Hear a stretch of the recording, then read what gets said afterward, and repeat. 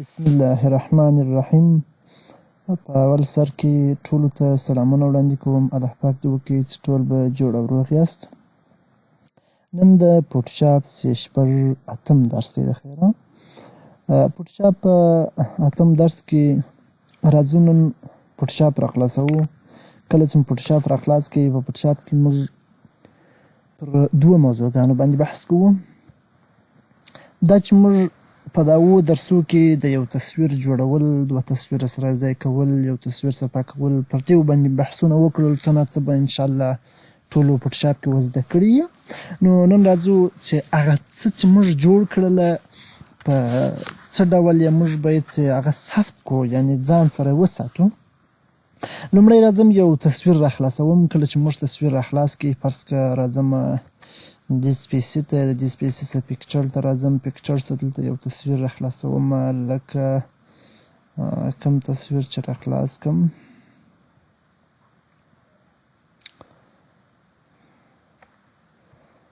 فرض کړه همدا تصویر را خلاصوم. دا تصویر چې ما را خلاص کړی، اوس نو زه راځم لومړی پر ده کار کوم، څه بله موضوع کې نغاړم تر څو وروسته ثبتېدل یې په اخري سر کې راځي. نن راځو غواړو چې پر دې باندې بحث وکړو څنګه موږ پر تصویر باندې لیکنه راولو. ګوره صفا کېدل، اجسمنټ یعنې اجسټ کول، پر هغه ټولو باندې بحث وکړي. نن راځو دا تصویر ګورو چې څنګه موږ کولی شو پر یو تصویر لیکنه راولو.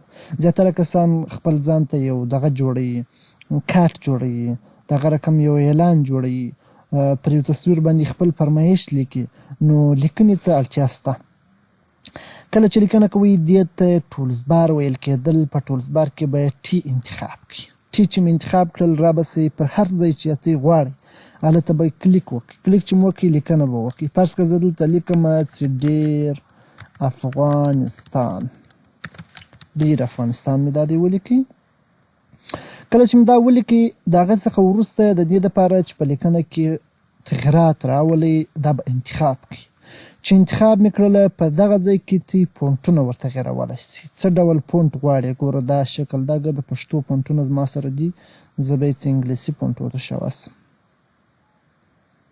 چې لا به چیرې انګلیسي فونټونه دا دي. په دې شکل غواړئ، په هر شکل غواړئ فونټونه د انټرنیټ څخه ډاونلوډ کړئ، په خپل کمپیوټر کې انسټال کړئ. دلته اتومات ورسره ډېرېږي. په عادي حالات یا په عادي ډول ستاسو په کمپیوټر کې 345 فونټه دي، مګر زما کمپیوټر شاید چې 1500 یا 1600 فونټونه ولري. د دې څخه وروسته دلته ریګولر کې ایټالیک یې راولي، بولډ یې راولي. دلته بولډ نو سره راوړي ځکه په دې فونټ کې خپله بولډ شته. په دې ځای کې اندازه د ټکسټ د ورغټولی، سایز یې ورکوچنی کوئ، غټوی سئ. که چیرې راسئ دا ځای را خلاص کړئ، دلته هم ور ډېرولی او لږولی سئ. او که چیرې راسئ په دې ځای کې ولیکئ هم صحیح دی. او که پر دغه ټي ودرېږئ، دا زموږ کارسر وینې په دوو غشو تغیرېږي. ګوره دلته ودرېږه، دې خوا ته کوچنی کوئ، دې خوا ته موس راوله، څه به کوئ؟ کوچنی غټوي. دلته موږ کولی سو چې د ده په شکل کې تغییر راولو. هغه بیخي لږ د لیدلو وړتیا چندانې نه لري، داسې تغییر پکښې راولي. په دې ځای کې ټکس مابینځ ته راوله، دې طرف ته یې راوله، دې طرف ته یې راوله، مابینځ ته راسه، چپه طرف ته راسه. الاینمنټ دی دا. دلته د ټکس رنګ ورته غیرولی سي. فرض که زه راځم رنګ یې کوم رنګ ورته ټاکم، رنګ یې ورته دغه رنګ ټاکم. راځم دا هم اوکې کوم. چې اوکې مې کړي، د دې څخه وروسته انتخاب نو ساده سو رنګ ته واوښتي. بیا راځم دا ټول انتخابوم چې انتخاب مې کړئ. دلته موږ څه کولی سو؟ زیاتره کسان لوګو جوړوي. د لوګو په منځ کې څه راولي؟ خیر بیا موږ وروسته لوګو جوړوو، خو هغه لږ څه بحث درته کوم. دا ټکس کوږ راولي. یا اسناد، زیاتره هغه اسناد لکه د مدرسو اسناد څه دي، د مدرسو اسنادو کې د مدرسې نوم داسې کوږ لیکلی وي. نو که غواړئ چې دغه لیکنه کږه وږه راولي، داسې سټایلي یې راولي، بیا راسه پر ټي باندې کلیک وکړم. کله چې دې پر ټي باندې کلیک وکړئ، رابسې سټایل به انتخاب کړئ. دلته به آرک، لومړی آرک چې دی، آرک چې د انتخاب کړئ، ګوره په دې شکل یې واړوله. لومړی ته دغه کړه، د دې څخه ووځه، کنسل یې کړه، دا راسه لږ یې راشوه کړه ښکته.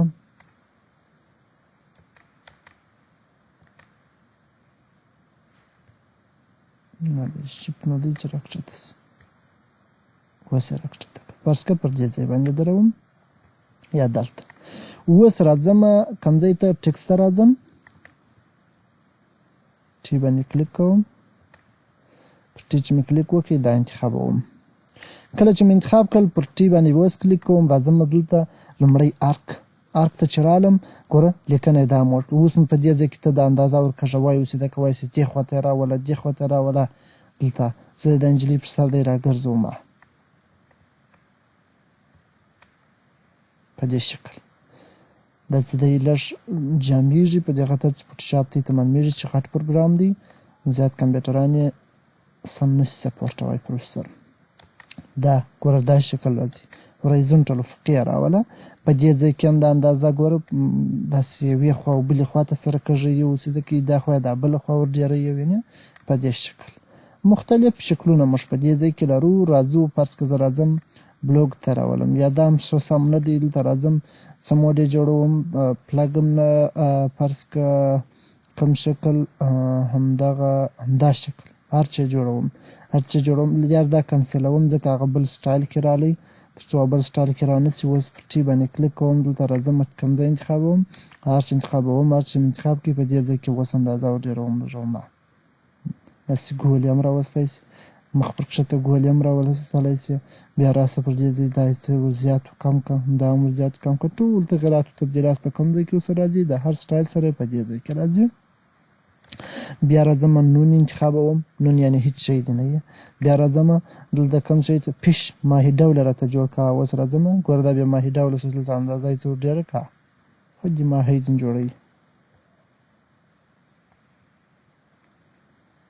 یعنې ته متوجه سې ته دا ډول ماهي شو دلته دا ګوره ورلږوي ورډېروي دا د ماهي ګېډه دا ورغټوي ورکوشنی کوي لکۍ یې ورنرۍ کوي.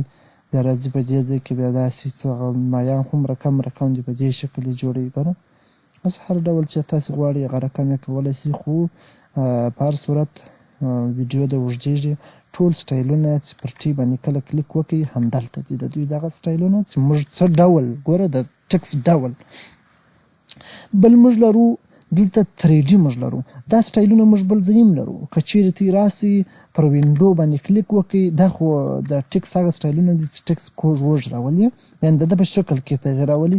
که چیرې د ده په سټایل کې تغیر راولي بیا به راسئ دغه وینډو به راخلاصه کړئ. په وینډو کې دلته کوم ځای ته راسئ دلته به کرکټر انتخاب کړئ. کرکټر چې مې انتخاب کړئ بیا به پاراګراف ته راسئ وبخښئ کرکټر هم انتخاب کرکټر کې دا هغه څه شته چې دلته موږ وویله. زه وینډو ته راځم د وینډو څخه دلته څه شی انتخابوم سټایل چې مې انتخاب کړي دلته بیا د ټکس ډولونه دي په دې شکل یې جوړ کړه په دې شکل یې جوړ کړه په دغه شکل جوړ کړه په دې شکل مختلف ډولونه موږ په دې ځای کې لرو. هر ډول چې تاسو خوښ یې هغه پر اپلای کړئ په دې شکل غواړئ بیا راسه دغه ځای راخلاص کړه د کنجکس دې راخلاص کړئ. دلته بیا مختلف سټایلونه نور هم شته ریسیټ سټایل ګوره راسه دا هغه کوم چې تا پر اپلای کړي دي هغه درسره کوي. سیف سب یې که ریفلیز یې که کلوز یې که پریزنټ منیجر ته راواوړه دلته بیا راسه مختلف سټایلونه موږ په دې ځای کې هم لرو. راسه د دې ځای واوړه ګریډنټ ته ګریډنټ بیا مختلف رنګونه چې څو رنګه سره ګډ دي هغه شیان دي.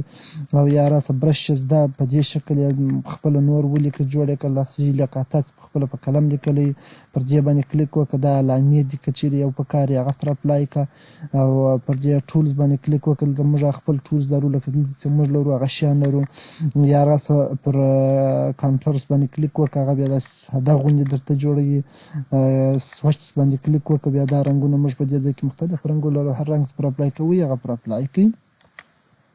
بیرته دا کلوز کوم دلته دغه څو دانې ما انتخاب کړي وو هغه زه چې هم پر اپلای شوله یا راسه دا اپلای کړه دغه څو سټایله موږ په دې ځای کې لرو ته یې کولی شئ چې په دې ځای کې تغیرات کې راولئ.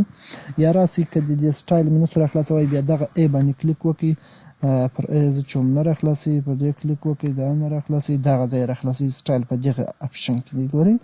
دا چې مو کله کلیک وکړئ موږ کولی شو چې هغه خپل د لیکنې اړوند سټایل چې هر څه دي هغه ټوله راخلاص کړو. سټایلونه موږ کولی شو چې د انټرنیټ ورته را ډاونلوډ کړو بیا کله چې انسټال کړو په خپل کمپیوټر کې په دغه ځای کې بیا نور سټایلونه هم تاسو ته راوړي یوازې دغه نه. ټکس انلی بیا یوازې ټکس د ټکس اړوند دی ګوره دلته مختلف ډولونه موږ په دې ځای کې بیا نور لرو. بل موږ د لیکنې اړوند څه لرو د لیکنې اړوند موږ دلته 3D لرو. 3D معنا 3 ډایمنشن ډایمنشن اړخ ته ویل کېږي، 3 خو نو خپله پوهېږئ چې 3.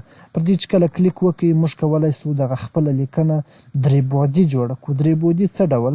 زه راځم دا زما لیکنه اوس دا موړ شوله، داسې ګرځوم. ګوره یو یې دا اړخ وینم، بل یې دا اړخ وینم، بل یې دا اړخ وینم، یعنې 3 اړخه زه د خپلې لیکنې د اوس وینم. دې ته 3 بعدي ویل کېږي. په دې شکل یې وګرځوو، په دې شکل یې جوړ کړه.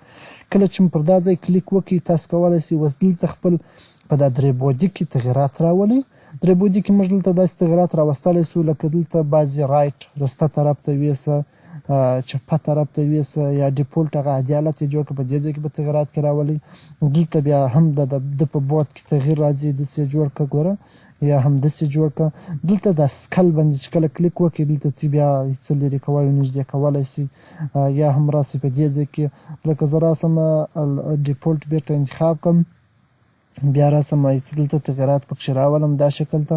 اوس راسئ دا ځای ور زیات کم کړئ. کله چې مې زیات کم کړئ ګوره بیا هلته معلومېږي چې ژندې کړئ یا لرې کړه، یا په دې ځای کې ډسټنس ته راسه، فاصلې ته دلته هم لږوي وډېروي، په خپل مابینځ کې دې فاصله ډېروي ولږوي. ګورئ دغه بیا خیروارې وډېروي. ګوره که چیرې لږ وډېر کړي هلته توري سم حروف سم نه معلومېږي، مګر که یې ور لږ کړي بیا حروف یې هر یو جلا جلا سم معلومېږي، یعنې کیفیت یا کوالټي یې ور زیاتوي ولږوي. په دې ځای کې مختلف تغیرات موږ کې راوستی سو. دا هورایزونټل یې جوړوي او دا هم څه شی جوړوي، ملي لینس باندې، یعنې د دې هغه اندازه ورلږوي وډېروي. په دې ځای کې هم تغیرات راوستلی سو، ډېرولی سئ. دلته هم کوم تغیرات هغه مخکې چې موږ راوستلي وو هغه د سټایلو تغیرات، هر تغیر چې دی پکښې اپلای کوئ هغه اپلای کړئ. بیا پر دې باندې کلیک کوم. دلته چې مې کله بیا دا موډ دلته بیا کابو 4 بعدي ته اوړي په دې ځای کې، یعنې 4 بعده موږ کولی سو چې په یو ځل یې ووینو. و دې شکل ته مې دا تصویر په دې شکل جوړ کړي. اوس به راسئ دلته به پر چیز باندې کلیک وکړئ، پر دغه لاس باندې به کلیک وکړئ، را به سئ څه په وکړئ، فایل ته به راسئ. د فایل څخه به دلته اوس زه غواړم دا ثبت کړم، دا زموږ د لیکنې اړوند و، لیکنه مې پکښې وکړله، کوم سټایلونه چې ولو او کوم رنګونه و هر څه مې هغه هم پر اپلای کړله. اوس راځو دلته غواړم دا تصویر زه د ځان سره وساتم، ثبت یې کړم، یعنې هر تصویر چې ساتي د ځان سره بیا به یا کنټرول اس ووهي، هغه په هغه زاړه کنټرول اس کې مو ووهي، په هغه زوړ تصویر چې مې راخلاص کړی وي په هغه کې ثبتېږي. مګر که فایل راخلاص کړئ د فایل څخه سیو ته راسئ، دا تصویر د هغه مخکې څخه جلا بل تصویر درته جوړېږي. سیو باندې به کلیک وکړئ. زه په ډیسکټاپ باندې دا ثبتوم. دلته به نوم ورکړئ، نوم زه فرض کړئ ورکوم چې پروجیکټ 1 اوله پروژه. دلته که چیرې ته راسئ پر سیو باندې کلیک وکړئ، اوس دغه ځای ور تغییر نه کړئ، دا فورمټ یې فوټوشاپ PSD PDD دا موږ ته پروژه ثبتېږي. وروسته موږ کولی سو چې سبا درس کې دغه راخلاص کړو، بیا نور تغیرات پکښې راولو. بله ورځ درس کې د فوټوشاپ تر پایه زه دا پروژه راخلاصوم. کم تغییر چې مې نن پکښې راوستلی سبا د هغه اضافه تغیرات کې راولم، بس هغه یو تصویر دی موږ ته د پروژې په حیث راخلاصېږي. مګر که زه غواړم دا پروژه یو په فوټوشاپ کې راخلاصېږي، په ټلیفون و د تصویر په شکل په دې شیانو کې نه راخلاصېږي. که غواړې چې د تصویر په شکل یې جوړ کړې، په ټلیفون کې هم راخلاص کړې، موبایلونو ته یې ولېږې، پر صفحه باندې یې ودروې، بیا به راځې دا فارمټ به راخلاص کړې. کله چې مې راخلاص کړي دلته به څه شي ورته انتخاب کړي، یا به دغه PNG ورته انتخاب کړي، او یا به هم کوم یو انتخاب کړي، دغه JPG هر یو انتخاب کړي، فرق نه لري. زه دا JPG دا شی مې انتخاب کړي. اوس به راسئ په ډیسکټاپ مې دا انتخاب کړی دی، را به سئ پر سیو باندې به کلیک وکړئ، دا به مو اوکې کړي. کله چې دې اوکې کړي فوټوشاپ په بند کې را به سئ ډیسکټاپ ته، ډیسکټاپ څخه هغه تصویر کوم یو دی، هغه تصویر زموږ د دغه دی د پروجیکټ 1 په نامه موږ ثبت کړی دی. دا به راخلاص کړئ، موږ ته به سم تصویر څنګه چې موږ جوړ کړی هغه تصویر دا دی موږ ته جوړ شو په دې ځای باندې. دا و زموږ 8م درس چې پر سیوینګ او دغه رقم پر ټکس باندې مې بحث وکړي، څنګه کولی سو پر خپل تصویر باندې موږ لیکنه وکړو. تر راتلونکي درس هم پر الله سپارم. السلام علیکم.